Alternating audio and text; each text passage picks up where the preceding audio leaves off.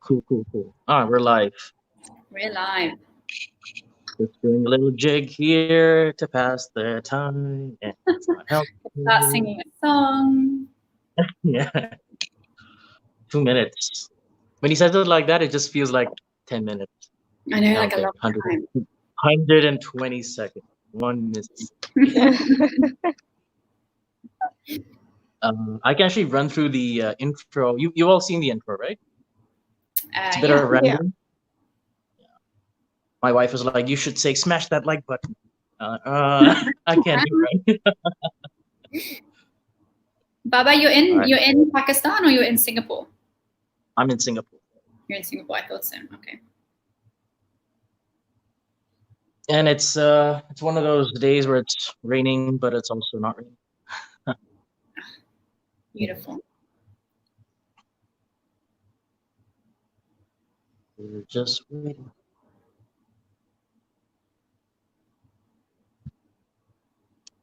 Oh, by the way, Mimi, when's the book out? You said later this year? It's out. It's actually available for pre-order already. So it's on Amazon now, and the official launch is the beginning of September. So me and Omar are gonna go there, write the most over-exaggeratedly positive reviews. So it's the best it changed my life. ever saw. Yeah, exactly. So Amazon delivers books to Pakistan, thankfully. So a lot of the stuff I don't find here in bookstores, I order through Amazon. It takes a really long time to come, though, sometimes even a month, but it's worth it. Yeah, that's very good. Yeah. No, well, I'm looking now at launch markets for 2021. Pakistan, India, New Zealand. So a couple of slightly different markets to launch in 2021. But yeah, it's amazing. Writing a book has been it's crazy, and then it's finished, and you can't believe that you wrote a book. It's yeah. How long did it take you to write it? Nick, I did the studying and the research for about 2 years, but the actual writing of the book took about 4 months. Yeah, it was quite quick. I think I was so passionate about what I'm writing about. I wrote most of it probably in about 5 sittings. I was so passionate about it. It was very easy for me to write. So now I can start thinking about the second one. The sequel, nice. The sequel. All right. Do you guys see anything from Umar in terms of are we ready to go? He hasn't said no yet. So if you're watching, you're just watching 3 people awkwardly ramble with each other as the administrator gives us the go-ahead. If you'd like to join us in this awkward ramble, I can reach at babaraj@gmail.com. As you can see, experienced professionals getting the nerves. So we're just like you. Just waiting. Just waiting. I don't see anything on WhatsApp. Nope. No. He says 2 more minutes. Perfect. Okay.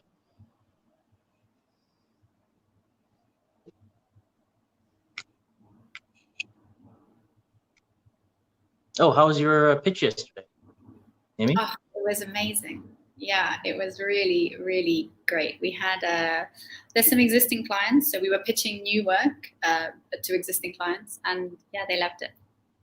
Wonderful. It was really good. Yeah, that was really good. It's the best bit of working in advertising, when you do all of the round-the-clock work, and then you present it, and the clients love it, and you think, I'm never going to leave this industry ever. It's like instant gratification. It's like such a high. You're so you and the team, everyone is beaming. So it was really good. It was really good. It reminds you why we do what we do. Yeah, absolutely. Which vertical was it, if you can't divulge the client?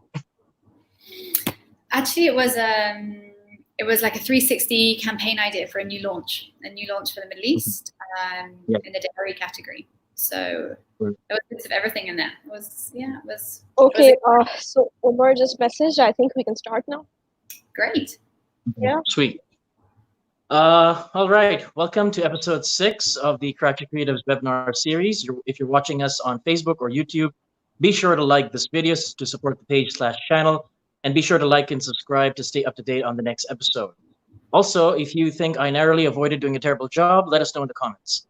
In today's episode, Mimi Nicklin of RAP and Neha Khan of Engro Fertilizers join us to discuss how they approach organization development in the context of improving workplaces with empathy and regenerative leadership. Mimi Nicklin is the managing director and creative officer at RAP Middle East, and she is on the board of directors for DDP Middle East, including Pakistan. Yay. She's also an author who is passionately working in empathetic and regenerative leadership. Her book is out. Go check it out. She has a breakfast show and podcast as well. In this webinar, Mimi will draw on her decades of industry experience to help our viewers understand how they can transform their workplaces into positive environments using tried and tested frameworks. Wow, that was a mouthful. Neha Khan is a human resource graduate, currently leading organization development at Engro Fertilizers in Pakistan. She has worked on talent, culture, organizational development, employee experience, diversity, and learning over the course of 5 years. She will help our viewers understand how Mimi's approach and principles of organizational development can be applied within the local context. Mimi and Neha, thank you very much for joining us. Thank you I think for we'll just having us. start off right after that. Neha, could you walk us through briefly what organization development is for those of us laymen who have no idea what the hell it is? Right. So, first of all, thank you for having me on this. It's a pleasure. I won't get into the textbook definition of it. It can get too technical, but very simply put, organizational development, or OD as we know it, is a focus on managing all the levers and all the areas in the organization that enable it to be effective. So whether it's the culture of an organization, whether it's the learning and development practices, whether it's the employee engagement and experience, whether it's employee well-being, everything that comes together in order to make the organization more effective and productive is organizational development, which makes it a very broad and rich field. So how employees' performance is managed, how they're rewarded, how leadership conducts itself, how culture is modified, all of that falls under the ambit of organizational development. Okay. As I can imagine, our viewers are scratching their heads right now. So Mimi, could you walk us through the symptoms of when you meet agencies and you meet other contemporaries? What are the symptoms that you see that lead you to believe that this organization does not have OD, whether it be an agency or otherwise? Look, I think the reality is when you've got a business that puts that organizational development at the heart, it just works better. So probably the easiest way to answer that is that when an organization doesn't have their people at the heart of what they're doing, there's bound to be a host of problems, from sort of low motivation, low morale, high turnover, high absenteeism, general unhappiness or unrest in that organization. Because at the core of what Neha was just saying is people. Right? It's about putting people at the core of our businesses and putting in processes, structures, benefits, whatever it is, in place to ensure they can thrive, ensure that they can do the best of their job. So yeah, as I said, the easiest way to find an organization or recognize an organization that doesn't have that is probably a business that has people that are not fulfilling their potential or are not thriving or happy or motivated to sort of the top level that they could be. Lovely. We'll get into the diagnosis in a bit, but could you walk us slightly through what would organization development look like within the agency context, keeping in mind that you have entered many agencies and transformed them from the inside out using OD and empathetic leadership?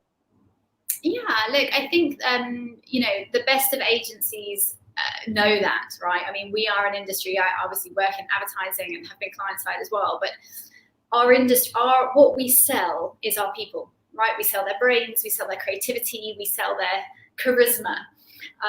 So I think most agencies know that at a functional level, right? They know they need to look after their staff. Not all of them manage to activate that. And obviously, also these things go in cycles. Unfortunately, when you go through tough times, perhaps like COVID-19 times, or a recession, or just a difficult time for the business, you often see agencies dropping off on that OD and maybe reducing investment or losing focus, which is a dangerous thing to do, particularly at a sort of vulnerable time for the business. But the agencies that do that well have all kinds of things in place. So whether that's flexible working times, that's benefits in the office. So it's kind of stereotypical, but you have just good wellness benefits. You have yoga classes. You might have a doctor that comes to the agency. You might have healthy food in the kitchen, water available. So some of those very small things.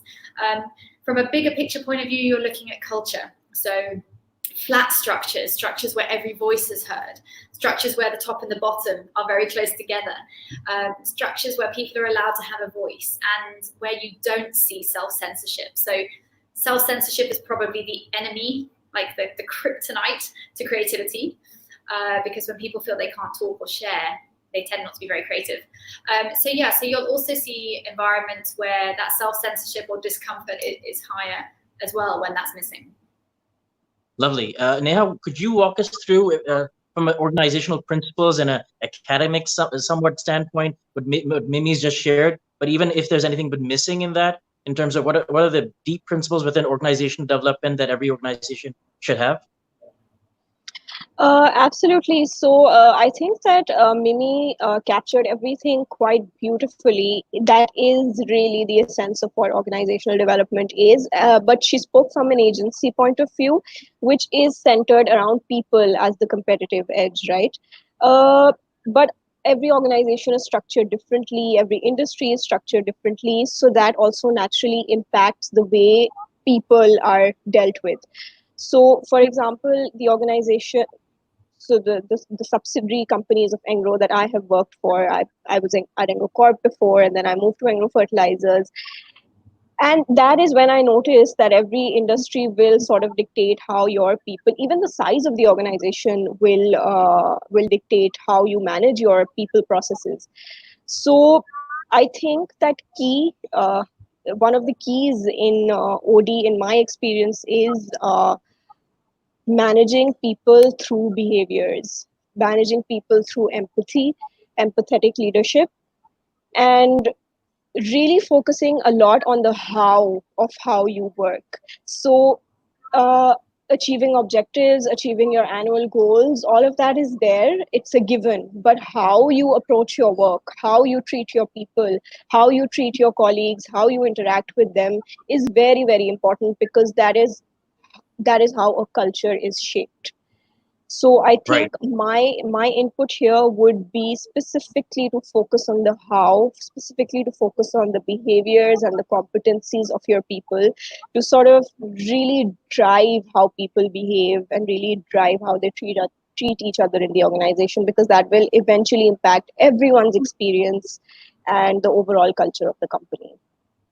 Well, what we both have as clearly shared, it makes perfect business sense to employ all these things, because it does seem to have a genuine impact on the top line and the bottom line, and overall employee retention. What my question is, Mimi, since you've been all over the world, and Neha, you can also talk about from your secondhand experience, why is that people in decision-making situations are reluctant to have organization development or practices of that sort in place? What is the barrier that causes them to be hesitant towards implementing anything of that sort? Do they not take it seriously, or they've never seen a case study against it, or they just think it's something fluffy in the air? What's going through their minds? Actually, yeah, go. Sure. Sorry, okay. should I go first? Okay, yeah, sure, of course. Okay, super. Look, I think there's a mix. There's a mix of reasons in there. I write quite a lot about this in my book. I think that there is a very high understanding of this amongst the millennials. Millennials obviously being pretty much anyone up to about 40 now. They know, like us millennials, I'm a millennial, I'm guessing you guys are too. We were the ones that defined work-life balance, right? When we were in our 20s, we were the ones that before us, nobody talked about work-life balance. I'm not saying we have it, by the way. I'm just saying we defined it. So, I think the millennials are very au fait and very comfortable with this concept. And there is data there to show that by 2022, I think it's around 60% of the C-suite globally will be run by millennials. So that will make a significant shift. I think in that group of people, generally they need less convincing of these things. But I think where the challenge is in the older generation of leaders and some of those people that have many years in an environment that didn't hero these types of working practices. Partly there's a lack of familiarity, there's a lack of training, and in many cases I'd say there's probably a lack of belief in that work is work and you should come to work and do your work and just go home. And also because in many ways it's easier, right? It's easier to go to work, tell everybody to do their jobs and go home. To be an emotionally intelligent leader, to be an empathetic leader, to be somebody that's really connected with their people is hard work. I know because I do it, but I also know because I see other leaders doing it. So it's not an easy route. It takes time, it takes energy, it takes investment, but not necessarily money. Although, of course, in larger organizations like Miha was talking about, and any large corporation, they have HR budgets and all kinds of things. But even in small businesses like my own, well, it's not my own, but the business I run, it takes investment of all kinds. A lot of that is personal investment into your people and into your structures. So yeah, I think there's a mix of why people don't do it, but lack of awareness, lack of education, and perhaps just lack of inclination, lack of energy to do it are probably three of the main reasons we see that missing. Right. There's a lot of this is the way things have always been, and therefore they will always be. And people don't believe in the evolution, or the next generation will possibly have different behaviors and levers that the previous generation was able to handle really well, such as the toxic cultures we have in Pakistan. But Neha, in your experience, obviously you've been part of one of the most mature organizations in Pakistan, a $3 billion company or more, last I checked. So what would you be able to tell us in terms of when you see from a secondhand perspective, dealing with your peers who've already graduated and gone into different jobs, what is it that causes those decision makers and those leaders in other organizations to be resistant to organization development as a practice and as an implementation? I'd actually like to give an alternate perspective to this, because in my experience and also some shared experiences with colleagues and peers who've gone on to other organizations, a lot of managers in Pakistan are changing their mindsets gradually, but they are because some of them have millennial kids. So they know how that psyche works. They know what this generation of the workforce wants. And by the way, we're a multi-generational workforce now. So we don't just have millennials, we have many other generations who are there, and to actively manage all of them, while it is challenging, it's also a great time to reconsider the kind of practices that we employ in the organization. So in my experience, and of course, like I said, shared experiences, managers have been willing to change. And also, especially when you make a business case for it. So when you know that it is in the interest of the business, and as HR, I feel that the responsibility lies on our shoulders to make a business case to change your ways. Once you know that changing your practices, changing behaviors, putting in new policies like working from home, agile working, flex timings, when all of this is actually adding to productivity, why not? Just like the older generation struggled initially with technology, they're struggling with this. But there's always a transition, and it happens if the business case is strong enough and if you have leadership buy-in. So if you have a leader who's driving all of this modern thought in the organization, I don't see that there should be a reason why this change shouldn't happen. And I think as HR, we really, really need to own and drive this, because we are at the end of the day custodian of the people. Every manager is an HR manager, but we really need to drive this.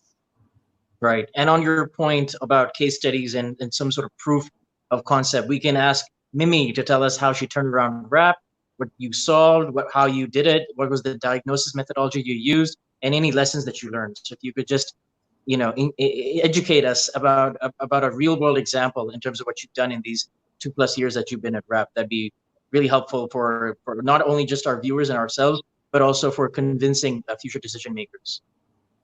Yeah, I think I spend a huge amount of my time talking about what Neha was just saying around a return on investment, or the ROI of investing in your people, of emotional intelligence, of empathetic leadership. And I can see in the comments here today, people saying, well, my agency's not like that. And what do you think about this when agencies aren't like that? And I think, the first thing I want to say is that the way I did it is obviously not the only way. It's the way I did it. And there are plenty of brilliant agency leaders out there that find growth in other ways. for me, my story is long, so you'll have to buy my book to read the whole thing, because I couldn't tell you it all now. But at its most simple, when I arrived in the agency, I moved to the Middle East to take on this job to lead this agency in the Middle East. We needed significant turnaround and growth. And I say significant because we really were talking about a total turnaround in terms of our offering, our staffing, our clients, our suppliers, I mean, everybody.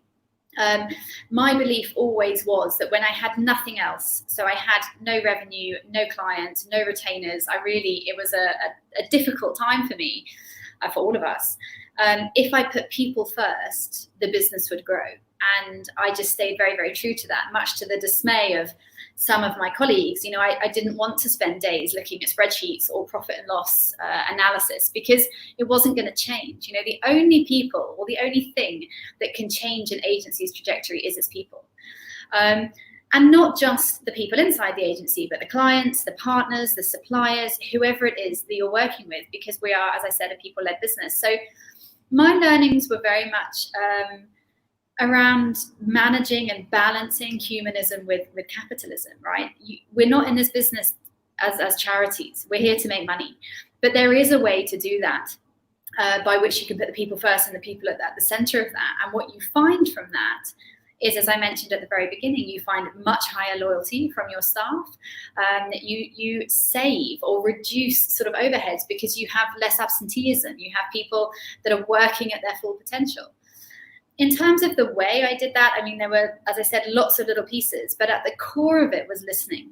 So with my team, but also with the clients, with the partners we were working with, you know, production houses or whoever else we were working with, was taking a lot of time, like really a lot of time, to listen and to listen to them, to hear what they were saying, not to make decisions.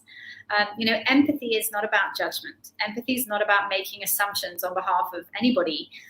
It's about listening to understand. So understanding what had happened in the business I took over, internally, externally, all of those relationships, understanding what people needed to be able to do their jobs or to work with us better, where were things we needed to do better, what gaps did we need to fill in. And some of those changes are tiny. You know, some of those changes are moving seats around, or putting better blinds in the conference room because it's too bright and too hot, or in our case, changing the coffee machine because we had really bad coffee. And when I asked people what they wanted really good coffee. So, you know, that's why I say it doesn't have to be about big investments. It has to be about showing that you hear people. And if you ask them, what would make your work life better? And they tell you, short of saying, you know, I'd like a penthouse apartment in New York, that I couldn't do. But, you know, when you ask them, listen to them, and then, you know, within your means, try and deliver on that, because I think that's a huge part of relationship building, is being able to ask questions, hear the answers, and then deliver on what you wanted. Right, and sort of getting ahead of the questions that are eventually undoubtedly going to come in. What would you suggest to the viewers that are, let's say, CEOs of the agencies or employees at the middle level or even absolutely the junior level? What would you say to them in terms of when the problems in the organization stem from client behavior? So what would you say in those situations? Look, it's very difficult because obviously we rely on our clients. I think that the answer to that, and it's very difficult in a mid or a junior or mid-level. I think there's two answers to it. Specifically for the junior or mid-level people, all you can do is be transparent about the reality. And hope that you have a boss or a line manager who wants to engage in that conversation to improve it with you. We could have a whole other discussion about bad leaders and bad managers, but that's not sort of the focus for today. But I would say that the core of those solves is in choosing those clients in the first place. And I think particularly now in COVID-19 times, where there's a lot of panic and people are taking on any client just to get revenue back, it's a difficult conversation to have, because it was the same with us. We had to choose very carefully. But I did make the decision. There were two very big occasions that I can remember when I plus my leadership team, we said no to new clients. We needed the money, guys, like really needed the money. But I didn't need that toxicity in my business. And I think the big thing about leadership, even if you're sort of at a middle level, is that what you say is sacred. So don't tell your team one thing and do another. And if I was telling my team from a leadership level that we were going to be a business all about people and I was going to put them first, I had to deliver on that. So revenue or no revenue, it would have been much more dangerous for me to take a client that doesn't fit, that's going to treat my people badly, and take the revenue than it would be to just refuse the revenue and look for somebody with a better fit. Lovely. So with this framework that Mimi has very clearly highlighted, Neha, if you were to become an OD consultant overnight and you were to go into an organization, how would you, keeping in mind the cultural norms of Pakistan and how people look at power structures, I won't get into the religious side of things, but just the culture, because Booz Allen Hamilton very clearly says culture eats strategy for breakfast. You can have an amazing strategy, but if the culture doesn't allow it to enter the market, nothing's going to happen. McDonald's is a prime example in Pakistan of that. The strategy was supposed to enter the market did not work, and they had to adopt something very locally. So from your perspective, if you were to enter an organization that is local, by local I mean Pakistan-based, what would your diagnosis methodology be within the local context using Mimi's ideas? But then how would you apply it within the Pakistan market, keeping in mind that you don't want to step on any toes and you want to get the change, the best possible version of the change in place? Right. So, so there's a very famous saying that goes that culture is what employees talk about when the manager is not around. So, what are the employees really saying? And you've got to find that sweet spot between the organizational objectives and the well-being of employees, the productivity and effectiveness of employees. How do you do that is key. And there are several ways to reach at that middle ground, but it is first very, very important to have the leadership on board with what you're doing. So there are lots of ways to get a pulse on what the organizational climate is. So you could always do an employee experience or an employee engagement survey to understand how employees feel about how they're rewarded, how their performance is managed. Do they think the organization invests in their development or not? Because what employees really want from organizations today is a lot more than a paycheck. They want to build careers. So what are you doing to give them that? And on the flip side, how do you get them to give their input in achieving your organizational objectives? So I think culture is a big word. It's not something that changes overnight. It's a million things put together, and the foremost is when the leadership does what it says. So what Mimi just mentioned about letting go of clients and letting go of certain practices just so you could put people at the center of what you were doing and really stay true to the spirit and the word of the organization, that if that's not done by the leadership, you're not going to get anywhere. So that's one. When that starts happening and there is honesty and transparency in the process, employees step up and start delivering as well. So you're never going to have, and also it's important to realize that there is the organizational culture first, and then there are subcultures. So you might have a certain culture in a certain team and a completely different culture in another team. How do all of those subcultures merge into the larger umbrella? So, you need to sort of create a common thread about what you believe in as an organization. Do you believe in honesty? You believe in transparency? You believe in collaboration? You believe in creativity? You put your people first. When you identify and make all of these things clear and then you stand by it, I think that's where your culture starts improving, and absolutely sticking to your word, doing what you say you will. Awesome. So, but you mentioned one of the methods, which was a survey. Is there any other method that you use to figure out the pulse or the feeling inside the organization? And the quote you said was brilliant, because on the marketer side, people say your brand is what your customers say about you. So in that context, the culture is what the employees say about you. I like that. But beyond surveys, survey may work for a large organization, let's say 100 plus employees. What about the tinier, medium-sized creative shops in Pakistan, or any other type of organization that's medium-sized, 15 to 20 employees, or even less? What kind of qualitative surveys or survey methodology would you use in those situations? Some people respond better to text, some people respond better to having to type. for example, in my line of work, when I reach out to people for statements, some people send a voice message and some people are like, I don't want to type because I don't want to misspell something. It looks stupid. So in those, keeping in mind that different people communicate differently, do you have other methodologies? Absolutely. I think that another very effective tool has been focus groups. So if you have an independent party come in, a completely independent third party come in confidentiality and have a focus group with a small set of people, 5 to 7 employees per focus group, and really, really get into the hows and the whys and the whats and get people to talk about what they're really feeling, about their perception of the organization, about their treatment. I think focus groups are very, very effective. So the best way, very honestly, is to first do a survey so that you have some numbers and some data that you can crunch, and then follow that up with a focus group and really pick out those things, those elements, and talk about them. That, in the survey we found that managers don't treat their employees well or with respect. Why do you say that? And then employees can start coming up with anecdotes. And so Barbara, we have to understand that the underlying theme in all of this has to be trust and transparency. If there is no trust in terms of trusting your management to deliver or not to misuse the information that is put out, nothing's really going to change. So transparency and trust. Not on this stream, but I'm getting WhatsApp messages from my colleagues who are watching this, and when you mentioned the survey part, they're like, "What about those managers that want to use that survey information and be like, so this is the dissident, we have to get them out of the company." They have to be anonymous. Bad player in the company. They have to be anonymous. There's no question. These surveys have to be anonymous. There should be. That's why we always recommend a third party to do these surveys, because there should be no way to track who said what. Right. And which third parties do you recommend, name drop, on this? Or do you just use Google Forms for that?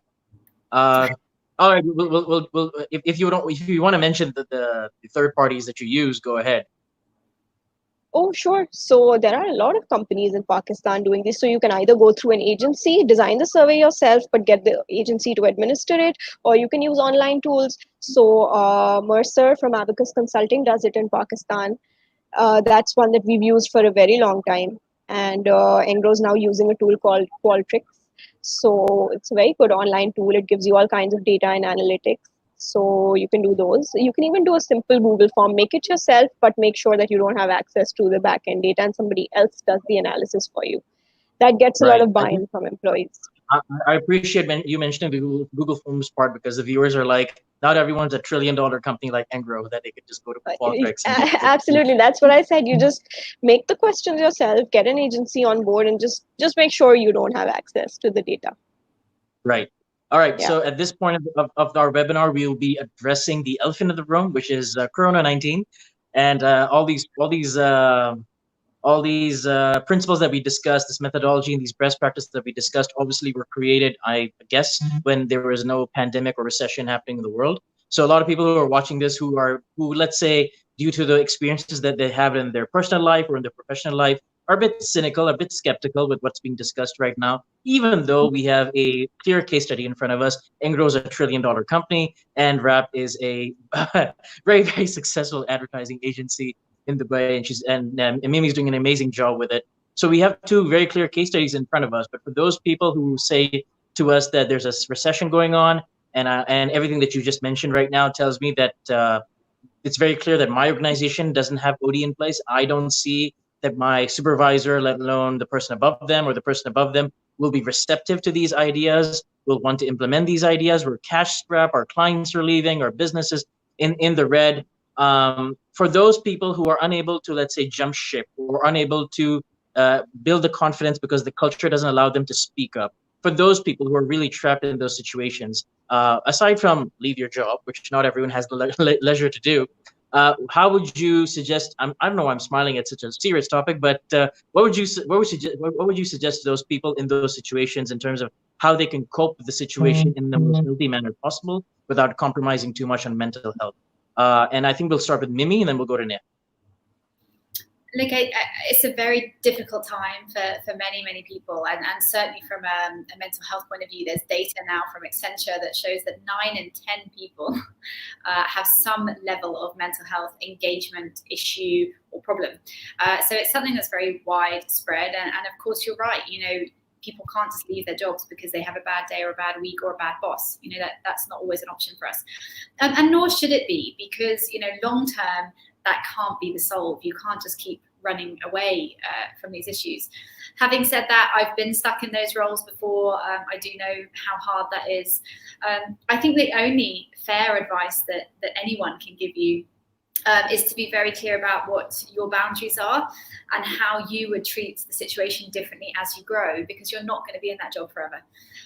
So if you can be quite open-minded and open-hearted about yourself, so self-empathy, being aware of how you feel, of how you're being affected by this, you can take learnings even from people who you find extremely difficult. And someone much wiser than me taught me that in the last few weeks over the COVID time, which was that sometimes you come across people who you think are just a nightmare, and they're making your life very, very difficult, and maybe you don't like them or you just can't work with them. The ability to approach that with a learning mindset, with a growth mindset, and saying, what can I learn from this? Because you will be able to learn. I'm not saying it's easy, guys. Like, I know that it's very easy to say these things, and the reality can be very, very difficult. I've also understood from my panelists here, but also from some of the comments that I can see popping up, it can be difficult in Pakistan to raise some of these things, and certainly in all emerging markets. You're not alone, Pakistan, that these areas around mental health, emotional well-being, they're not commonplace. Even in the really developed cities, so London and New York and Chicago, these things are still growing and still becoming more normal. So yeah, as I said, my only advice is to try and change your mindset around these things. For sure, if you have real issues, try and find some help. I'm sure Neha can talk about that much better than me. They will be there. There's also plenty of resources online now as well. And I think what COVID has taught us is that the world is a small place. And for sure, any of you listening today could contact me anytime. I'm just a social media private message away, but finding someone to talk to, I think, is really, really important. And by social media, Mimi means LinkedIn, I'm guessing. So Facebook, right. Instagram, LinkedIn, I'm everywhere. So yeah, they can find me if you just follow my name. Right. She's platform agnostic. You guys, you can reach out to her today. Neha, could you tell us from your experience, what would you advise people in this situation? How should they cope? Yeah, so first up, I just want to say that it is a very difficult question for anyone to answer. I mean, how do you advise someone who's in the midst of a toxic culture and can't really speak up about how they're feeling? What do you tell them? But some of the things that have worked in the past, some tips that I can give here is that it's very important to have a support system. Whether that support system is at home or it's at work, whether it's one work buddy, one person you get along with at work, a mentor maybe outside work or at work, it doesn't matter. But just someone who can be a sounding board for you, someone who you can talk to, and someone who can help you make sense of how you're feeling. And that conversation doesn't always have to be negative. It doesn't always have to be something where you're frustrated and venting about what you went through. It can be a mature conversation where you talk about what happened and how that made you feel, and then invite the other person to sort of sort through those emotions, unpack some of those emotions, and really make sense of them. So that's one. And the second thing that I'd just like to say is that I understand, having been born and raised in Pakistan, I understand that there is a lot of stigma around mental well-being. And it's very good to see that we are now on the path of overcoming it, talking about it more and more. But please, if you're feeling anxious, or if you're feeling low, or if you're going through depression, whatever it is that you're going through, professional help is available. There are counselors. There are a lot of NGOs that provide counseling services at low cost. In fact, we should we should sort of also maybe do a project on making all of these counseling services and therapy platforms for therapy available to everybody who's watching this, where we could do some research and put out that information for everybody's benefit. But just know that it's okay to contact a counselor or a therapist or a psychologist to talk about what you're feeling. And yeah, so those are absolutely the two things that I would advise. Find a support system, and if you're not able to do that, go for counseling. And if there are HR people watching this, I will also urge you to start well-being initiatives at your organizations. It is very important, especially during COVID, where people are stuck at home. A lot of them are working 24/7. There are absolutely no boundaries between work and life. And these are times when a lot of people are going through anxiety, and it is our jobs as OD specialists and as HR to sort of make these benefits available to our employees. Lovely. Thank you very much, you two, for a very insightful session. We'll jump right into the Q&A. We've got a couple of questions here. I'm sure you all can see them as well. I'll just go to them in order. In most cases, I don't know the employer for the people asking the questions. Sarmad Hashmi just wants to convey the fact that in Pakistan, most private agencies don't offer healthcare or insurance or healthy food in the kitchen. Well, Sarmad, we can't go to the office anymore. So anyway, next part is... Excuse me. We had a really good question. Anonymous would like to know, how does one deal with people who are too dominant and take credit for the work you have done? I think that this point comes up with what Mimi was talking about in terms of like trying to understand where they're coming from, try to see them as a human being perhaps, and trying to possibly accept the situation for something beyond something nefarious. Maybe that person took the credit for you because they wanted to sort of test it out and didn't want you to get the flack for it. I've not done this personally, but I've seen it done to me in my previous agency life where something has been taken credit because they said, well, if McKinsey's saying it, so it'll go over better if we say McKinsey came up with it. And then as time goes on, we're awarded the project because they know for a fact it came from us. But Mimi, in your experience, what would you do in this particular situation? Yeah, I'm going to answer, try and be really quick because I know there's lots of questions. There's not much you can do with overly dominant people except find ways to work around it. I've known them, I've worked with them. The only way to do that is, I agree with you, Baba, is to accept that everybody has their own motivations for doing things. I like to believe, I live my life by the fact that most people are good. And sometimes good people don't do good things, but they always have a reason for it. So trying to understand, as you said, Baba, like why they've done that.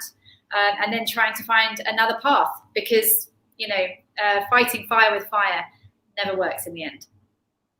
Wonderful. Neha, could you enlighten us about how not to be bitter in this situation? Yes, so I read this somewhere. It might resonate with some people who are listening, but this statement said that if you don't go out and define who you are, someone else will do it for you. Yeah, so, and especially in an organizational environment, especially in cultures that are exceptionally competitive or cutthroat, you have to sort of be able to navigate yourself in that environment and showcase your work and your abilities. It's important without taking away from others or without stepping on someone else. It's entirely possible and it can be done. And I have truly lived my life believing that when you work hard on something, it always comes back to you. No one can really take away from your hard work. There may be people who might snatch credit every now and then, but at the end of the day, everybody knows who does the work. So be honest to what you do, work hard, and make sure that you define yourself before someone else does. Well said. Sarah asks, what do you guys have to say about the 24/7 work from home situation? Isn't it unfair for employees to be working all day just because they're home? I believe Neha touched upon this in her last response. But if Mimi, would you like to jump in and give a particular response to this as well? Yeah, I mean, you're right, Sarah. It's unfair. It's unfair. It's unprofessional. It shouldn't happen, but it is happening. And I think the only thing you can do is try and draw out your own boundaries. Again, very difficult if you're in an environment that doesn't hero that. But even if you are in those environments, finding your time to have time out, whether that's your sport, cooking, spending time with your family, you have to switch off. So sometimes that's your company giving you permission or not giving you permission, but often it's us guys. Like, look at yourself, really look at how many times you spend 15 or 20 minutes on Facebook or social media between meetings. That could be time where maybe you go for a walk, get some fresh air, go and make a fresh orange juice.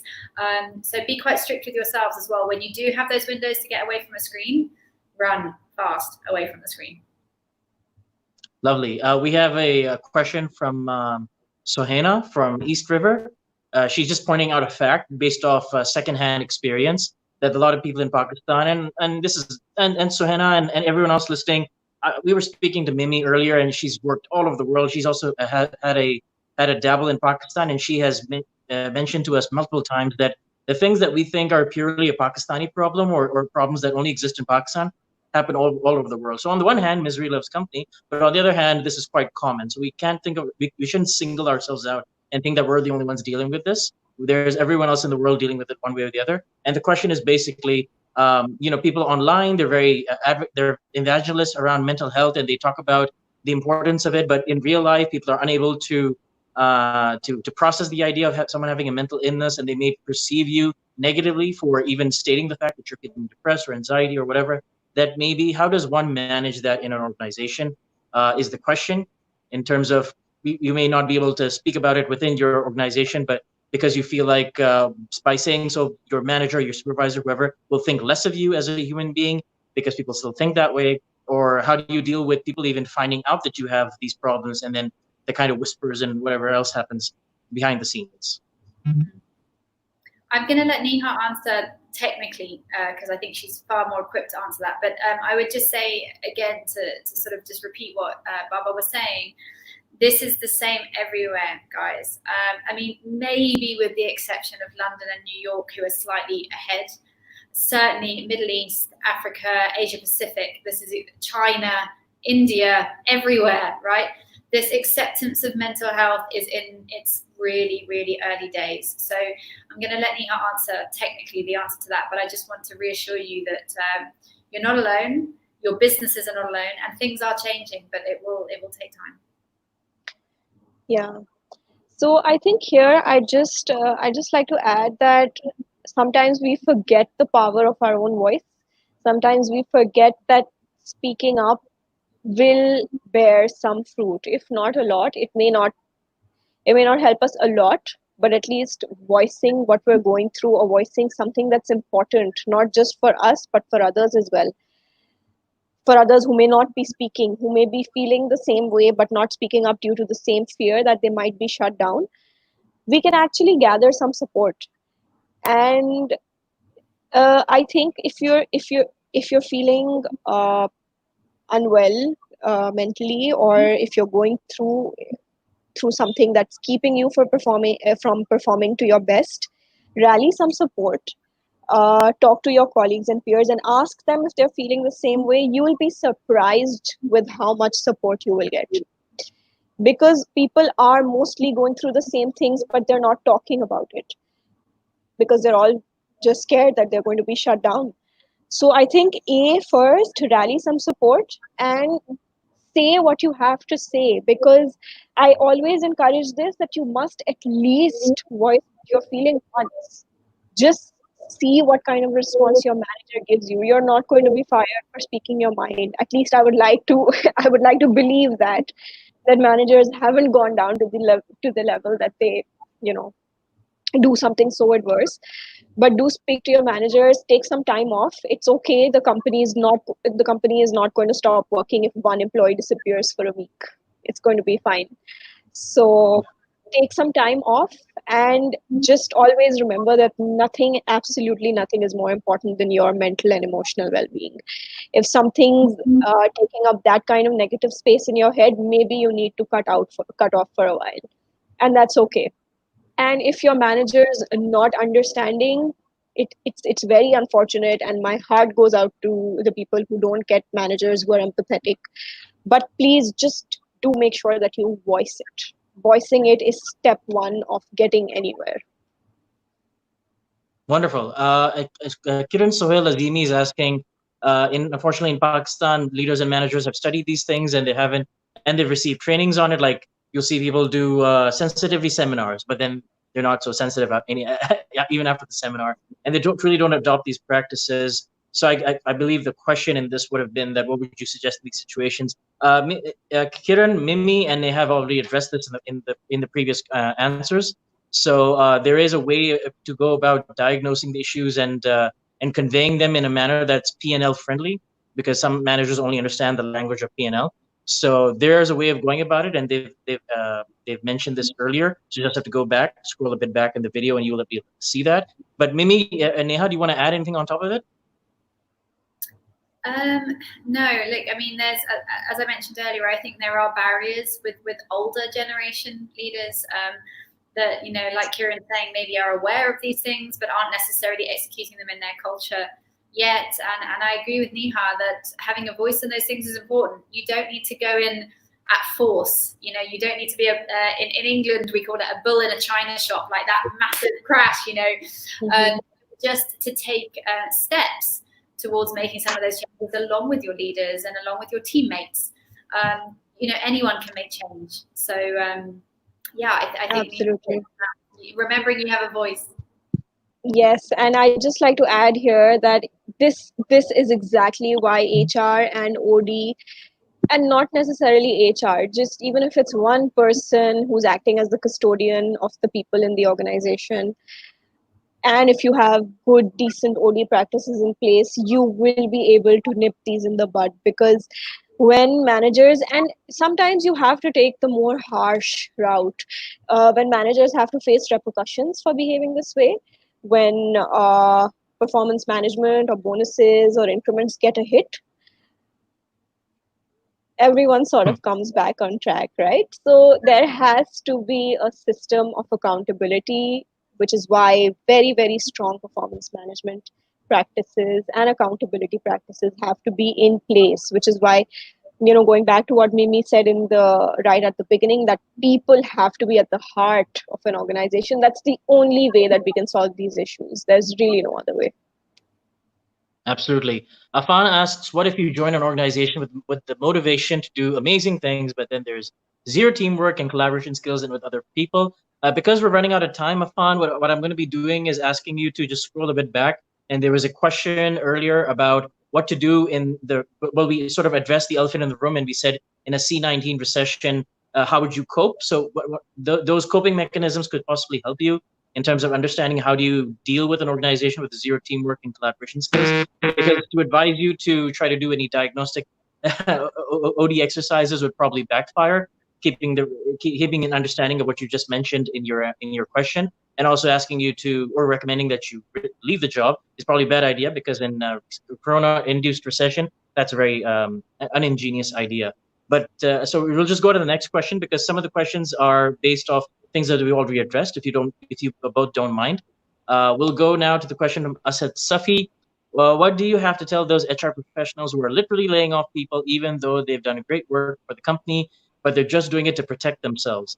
I don't exactly understand the example, but if either of you do, then you can probably jump in and say something. This is not really OD related. This is more like just a general toxic environment in agencies and companies. Yeah, I mean, look, I think it's a very difficult thing to answer without knowing context and understanding. I think right now there's a lot of redundancies happening. Sometimes as the employee, we don't always know the full picture. It can seem very unfair. It is very unfair, especially when there's a change in the world like this, right? Nobody thought there was going to be a flu pandemic changing our planet in 2020. So yeah, as I said, I think it's an awful experience to go through. And the other thing just to bear in mind generally, again, I don't know the context, but generally, is redundancies are not about the people, about you. They're about headcount, which is an awful word, right? It's about money. It's about economics. And that's awful, awful as human beings, because when you're made redundant, it is a terrible, terrible thing to happen. But that's the one sort of thing to take with you, perhaps, is that more often than not, redundancies are a last resort. The business has to do it for whatever reason. And more often than not, it's nothing to do with you. It's to do with the position and not actually the person in that position. So that's the best answer I can give without any context. To say, yeah, it's a difficult situation for sure. And I think UK, so redundancies have happened, and it's very unfortunate. But there's just one thing I can pitch in here is that it's a good time to learn new things. A lot of online courses have been made available and free, good, reputed online courses. So learn new skills, apply to new positions, perhaps learn the skills of an industry that's actually hiring now, because there are certain companies and industries that have grown during the pandemic. So, perhaps learn the skills that they need and then apply to those positions, and hopefully you'll get something. Absolutely. I mean, Neha makes a very good point. And I was just going to mention this when I saw this question, which is something that I have advised people in the past. Around 2015, every third person started a digital agency in Pakistan. And that is what we call red ocean. If everyone's doing it, it's going to get commoditized and the prices are going to go down, and your relevance sort of gets affected as well, as long as there's in-housing of digital teams as well in Pakistan. You don't see the person buying TV advertising in-house in client. With large clients maybe, but not the ones that we've seen in Pakistan. But digital is so self-serve that anyone can do that really in-house on the client side. There's no minimum buy of $10,000 or anything like that. So if you are in an industry right now that is facing churn, trust me, I mean, you can see it right now that there are industries that are taking off. Healthcare is obviously the prime example, but logistics is taking off. We have lockdowns at various parts of Pakistan. So obviously the food pandas and the delivery companies, the delivery heroes of Pakistan, which is called Talabat in Dubai. But these are all taking off because people are restricted. So just have to think for yourself, which businesses are taking off and need to move there. Those organizations do have customer acquisition and customer retention goals. So you can be part of an in-house team and doing your creative job with them. So I would recommend pivoting your mindset towards joining those companies. Again, easier said than done, but that is a solution that's out there. And those companies are growing at such a rapid pace and have had to do so many things in such less amount of time. So Etisalat Digital is a good example. They've had to do so many things so quickly that they brought in Fjords, which is Accenture's design house, design firm. And one of the things that they did when they entered was they had empathetic leadership implemented from the ground up and the top down. So companies that are fast moving and fast paced, they do believe these things. And I would recommend, if you can, pivot to those companies. And if not, then, we mentioned this earlier, that how you cope, and Neha gave us an amazing set of resources in terms of how we can cope. There's also Saya. So I would recommend looking at that as well. And that's my take on it as the moderator, but we'll go to the next question. Let me just see. Ali Mankani, full disclosure, he has worked for me in the past and he's awesome. He asks, what should one do when the employers are not ready to renew the contract after a specified period? After the specified time of probation. Taking a stand against this might risk offending the employer. Oh, asking for a friend. Sorry about that, Ali. Yeah, asking for a friend, and that's the question. Again, this is an HR issue, toxic HR issue, or management issue, that they're just extending the probation, still trying to get the work out of you. And a probation basically means that, for those of you who don't understand, for the 3 people watching who don't understand what probation means, it means that you can leave the organization whenever you want, and vice versa. So extending the probation basically is their way of saying, we're still not sure if we like you or not, but we want you to stay and keep doing the work, and we want to be able to fire you at a day's notice. So Neha, as someone who has not seen this, because Anchor was awesome, but heard about this from a secondhand perspective, what would you say to these people who are in this situation? Should they and you've mentioned this in your earlier answers, where the gist of your answers have been stand up for yourself, because you're the only one who can stand up for yourself. There's literally no one else who can do it. I understand. To interrupt, yeah, sorry, I have to leave.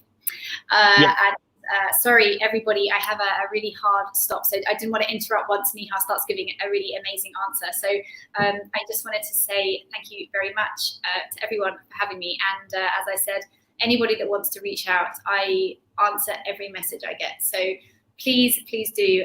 And I just think you've got the most inspired amount of people on this webinar, like based on the comments. So I will leave Neha to answer that question. And my last words will just be the change that you guys want to see, because Pakistan is this amazing growing place, and you, I'm assuming, are all pretty young, hungry, creative people. So I can read that you've got lots of stuff going on, but if you can be the change, you can make really positive change in the future. So sorry to leave 5 minutes early, but I have to run away. And thank you all for having me. Thanks, Mimi. It was a pleasure to have you, Mimi. Thank you very much for being part of this episode 6 of Karachi Creatives, brought to you by Umar Qureshi, Uruj Javed, and Sohaina Hassan. So we'll hopefully have you for a future episode, and good luck to the meeting you're about to go to. Hope it goes really well. Thank you very much, everybody. Thanks, Mimi. Bye. Have a wonderful day. Bye. So Neha, could you tell us if I'm in a situation where my boss keeps extending my probation because he thinks my work is amazing, but not so much that he wants to retain me for life? I just have to have one thing to say. It is downright unethical. And I don't think that anyone should stand for these kind of unethical practices. I have been fortunate to work for an organization that doesn't stand for this kind of behavior at all. What's unethical is unethical. When you've committed to making someone permanent or renewing their contract after a certain time frame, you must stick to what you said. What you can do in these situations is that a lot of companies have speak out hotlines. A lot of companies have certain platforms, and a lot of companies have, most if not all, have audit teams. So you can raise it to the audit team. You can raise it as an issue of ethics, and raise it through the hotline, through the speak out or the audit department, whatever is accessible, and highlight it and get to the bottom of it, because it is your right. If the company committed something, and also, so this is I'm not going to say much about this because I don't know the context, what the terms of the contract were. There are a lot of moving parts, so I won't say much here. But if this situation is as black and white as it sounds like right now, you should get to the bottom of it and not stand for anybody who's violating your rights. Right. And Neha, just be playing devil's advocate, being the cynical moderator that everyone wants me to be. For those people who are unable to get in touch with the compliance team or the legal team or whatever the internal controls are that would prevent something like this from happening in a large organization such as the one which you're employed with, which obviously doesn't do this, but as an example, when is there any, as someone who is very well versed in labor law, labor rights in Pakistan, is there any government organization or third-party organization that you believe a person could get in touch with if they're facing such issues in Pakistan? And by that I mean an organization that would actually do something about it, as opposed to just hear you hang up and say we'll do something about it. In your experience, which organizations that are government-owned or publicly led or NGOs in general that will do something or penalize organizations or supervise that? Yeah, so Babar, I'm sure that there are organizations that exist that work in this area, but unfortunately, I'm not aware of any. But I would still strongly suggest, if you were to ask me, it is always best to inform the authorities in that company. So, go up to HR, go up to audit, compliance, legal, document it, write them an email, or simply just go to them with your contract and tell them about the unfairness that you're going through. But my only point here is that raise it. Don't accept it and let it be. Raise it. Yeah.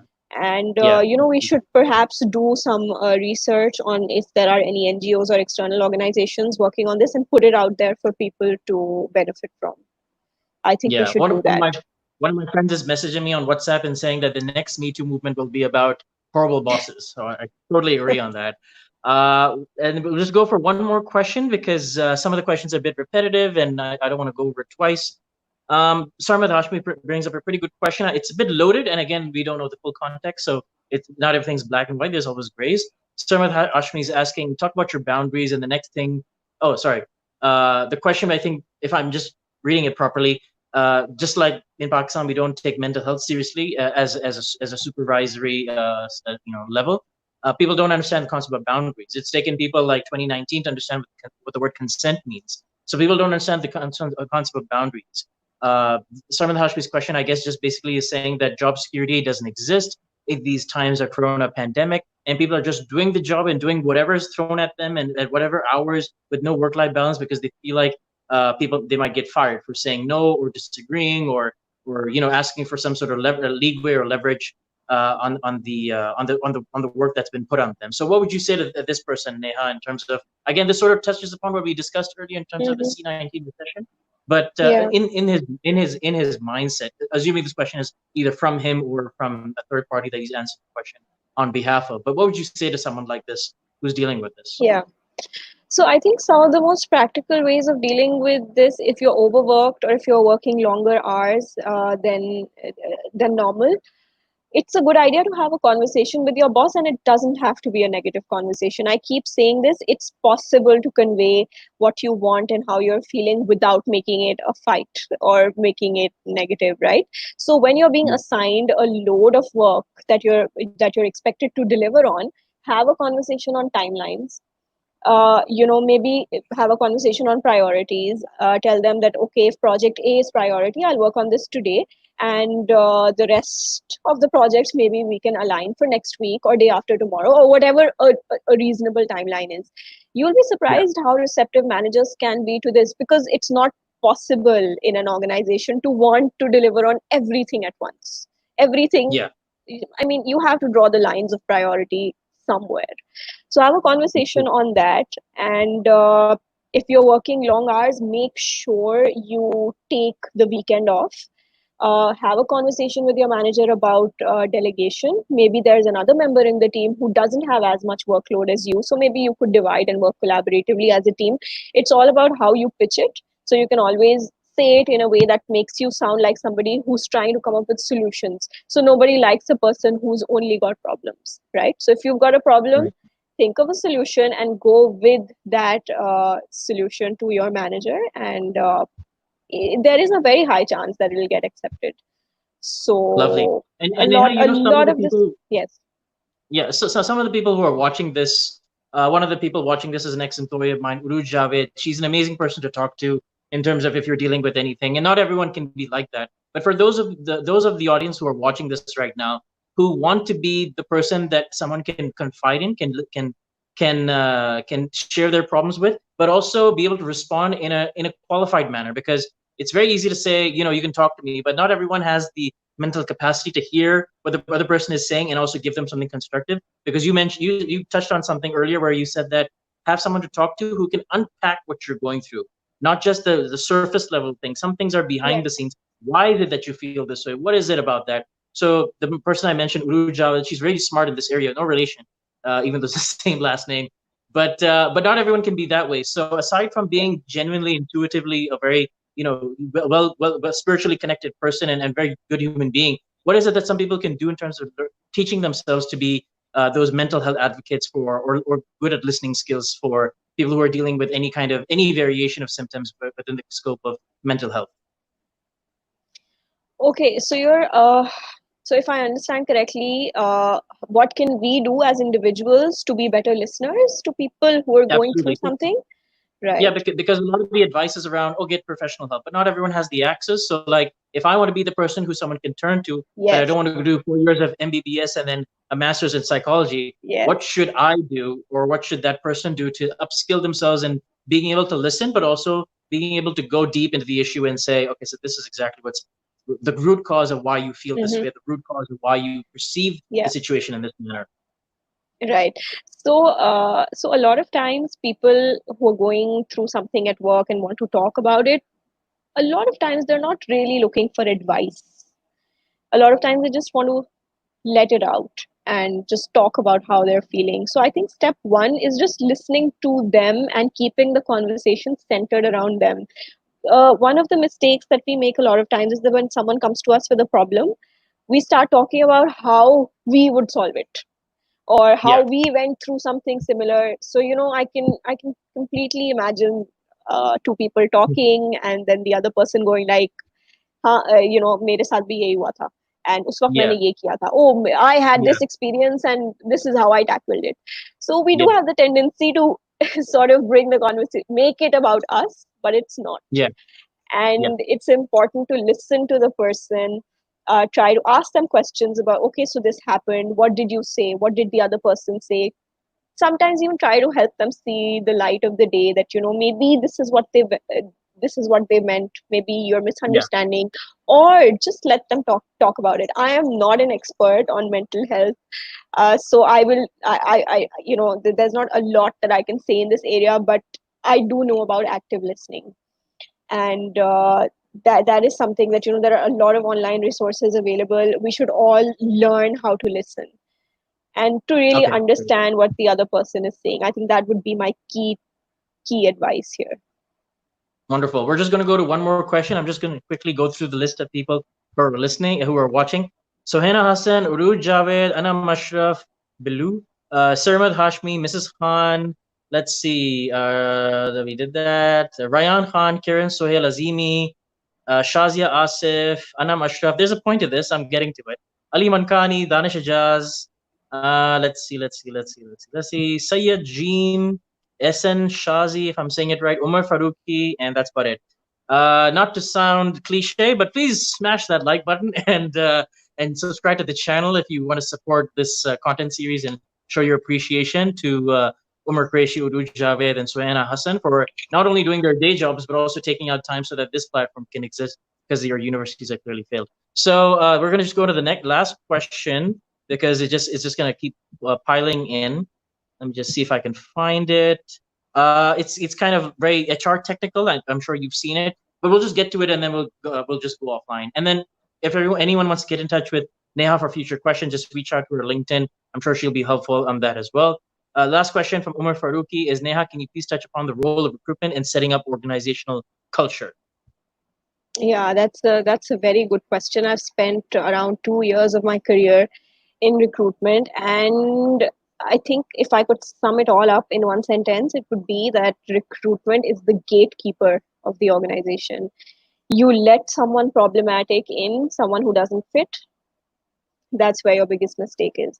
So the recruitment function has to be one of the strongest within the HR function, and by that I mean how you evaluate people, how you screen them, who all on your interview panels are trained in interviewing, what kind of interviews you do you check for fit with your culture, with your values, with your behaviors and competencies?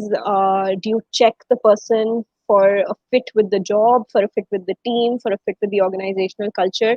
I think recruitment is critical to maintaining an organizational culture. Obviously, there's never 100% success rate.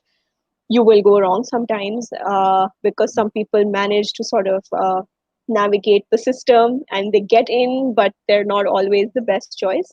That happens. But then it's the job of OD to sort of set up internal controls in a way that they transition out as well then.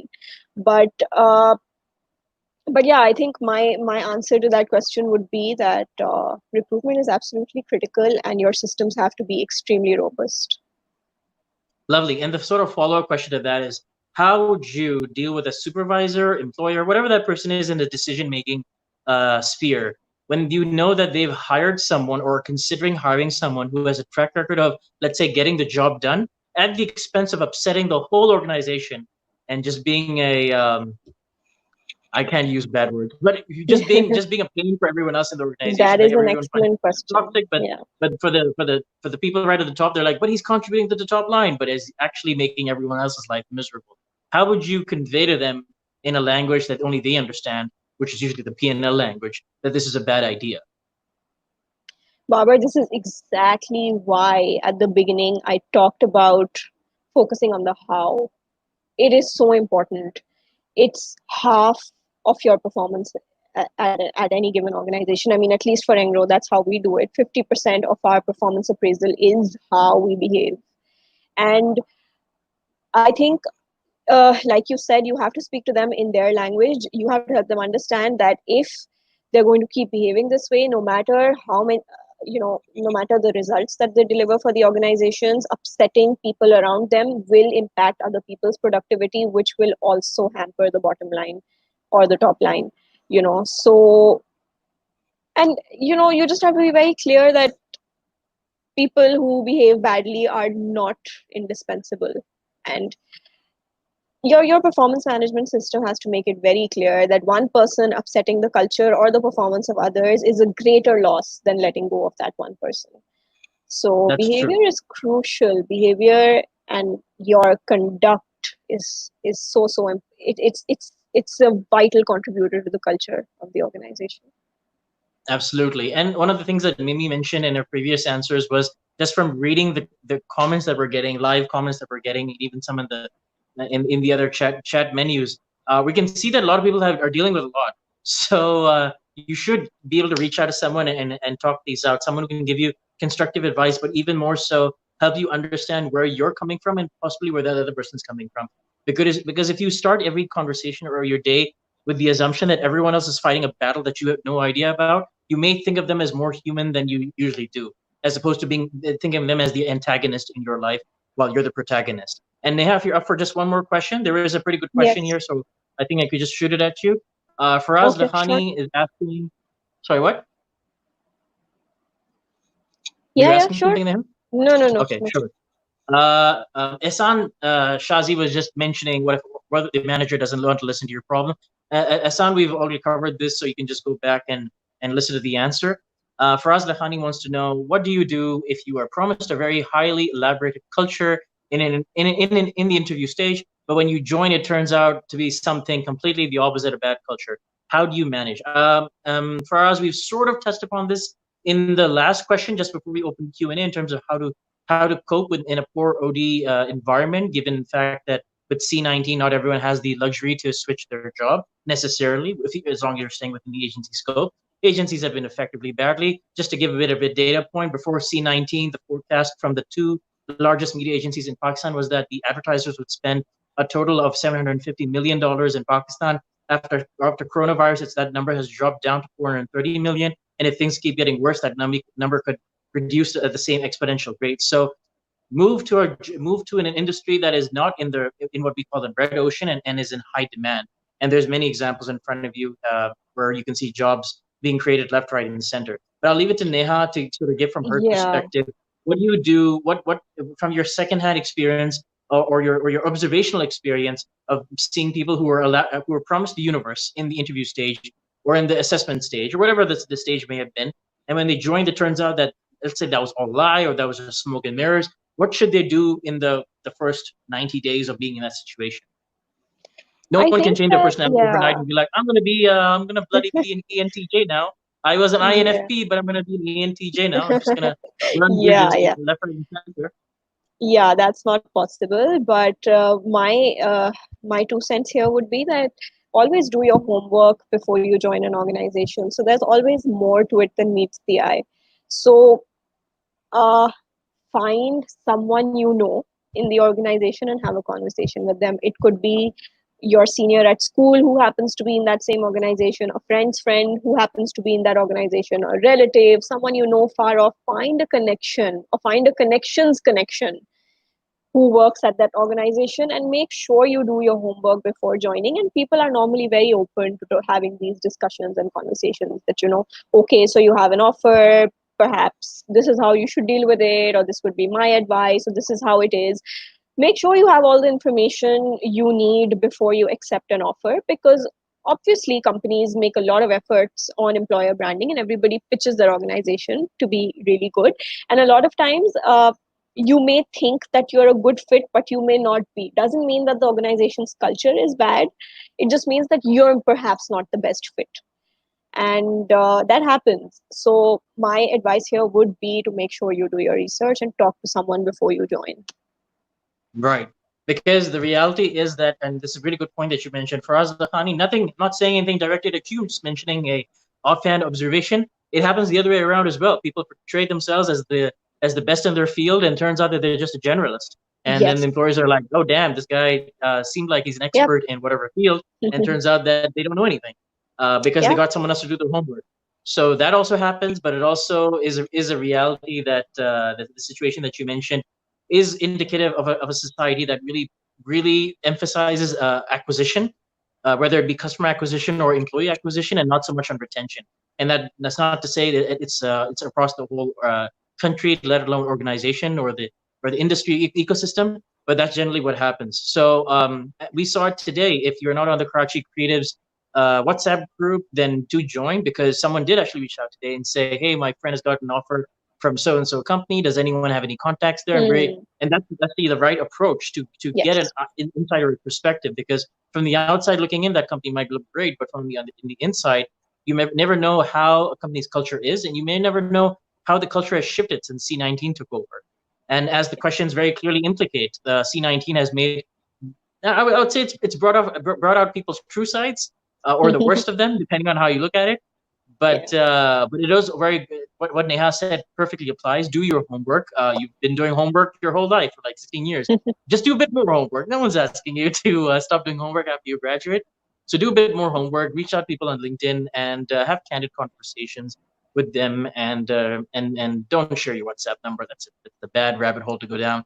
So thank you very much, Neha, for the session. Thank you everyone for the questions.